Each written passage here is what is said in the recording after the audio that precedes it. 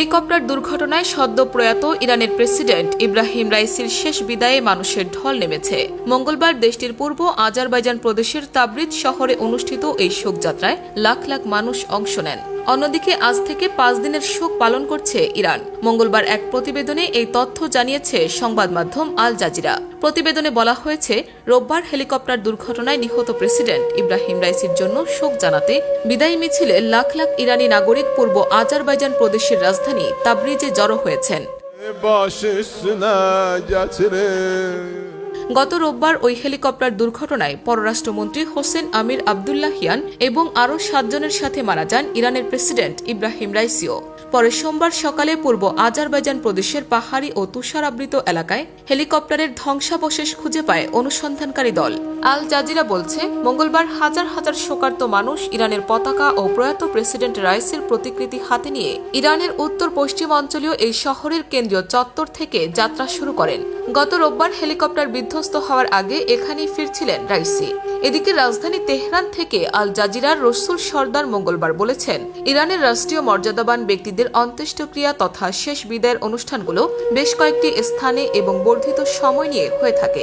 তাবরিজে বিদায়ী শোক মিছিলের পর 63 বছর বয়সী প্রেসিডেন্ট রাইসি এবং 60 বছর বয়সী পররাষ্ট্রমন্ত্রী হোসেন আমির আবদুল্লাহিয়ানের লাশ অন্য অনুষ্ঠানের জন্য রাজধানী তেহরানে স্থানান্তর করা হবে।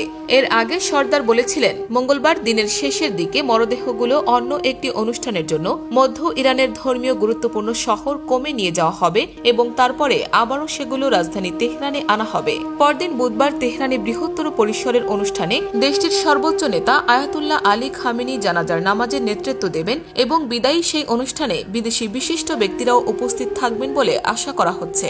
এরপর প্রেসিডেন্ট রাইসির মরদেহ উত্তর পূর্ব ইরানে অবস্থিত দেশের দ্বিতীয় বৃহত্তম শহর মাশহাদে নিয়ে যাওয়া হবে। ইরানের এই শহরেই প্রেসিডেন্ট ইব্রাহিম রাইসি জন্মগ্রহণ করেছিলেন এবং বেড়ে উঠেছিলেন। মাশহাদে অনুষ্ঠানের আয়োজকরা বলেছেন, তারা পবিত্র এই শহরে রাইসিকে আগামী বৃহস্পতিবার দাফনের পরিকল্পনা করছেন। এদিকে আজ থেকে 5 দিনের শোক পালন করছে ইরান। দেশটির সর্বোচ্চ নেতা আয়াতুল্লাহ আলী খামেনি এক আনুষ্ঠানিক বিবৃতিতে প্রেসিডেন্ট রাইসির স্মরণে 5 দিনের এই শোক ঘোষণা করেন। ইরানের রাষ্ট্রীয় সংবাদ মাধ্যমগুলো জানায়, গত রোববার স্থানীয় সময় বিকেলে উত্তর পশ্চিমাঞ্চলীয় জলফা পার্বত্য এলাকায় রাইসিকে বহনকারী হেলিকপ্টার দুর্ঘটনার কবলে পড়ে। হেলিকপ্টারে প্রেসিডেন্টের সাথে পররাষ্ট্রমন্ত্রী হোসেন আমির আবদুল্লাহিয়ান সহ আরও 5 জন ছিলেন। দুর্ঘটনায় তারা সবাই মৃত্যুবরণ করেন। 63 বছর বয়সী রাইসিকে সর্বোচ্চ নেতার উত্তরসূরি হিসেবে ভাবতেন অনেকে। আগামী 28 জুন দেশটিতে নতুন প্রেসিডেন্ট নির্বাচন হবে বলে জানিয়েছে রাষ্ট্রীয় গণমাধ্যম। তবে অন্তর্বর্তী প্রেসিডেন্টের দায়িত্ব পালনের জন্য ইতোমধ্যেই ভাইস প্রেসিডেন্ট মোহাম্মদ মোকবারকে নিয়োগ দেওয়া হয়েছে। প্রেসিডেন্ট রাইসির মৃত্যুর খবর নিশ্চিত হওয়ার পর মোকবারের নাম অনুমোদন করেন সর্বোচ্চ ধর্মীয় নেতা আয়াতুল্লাহ খামেনি। এছাড়া পররাষ্ট্র প্রতিমন্ত্রী আলী বাগিরি কানিকে ভারপ্রাপ্ত পররাষ্ট্রমন্ত্রী হিসেবে নিয়োগ দিয়েছে দেশটির মন্ত্রিসভা।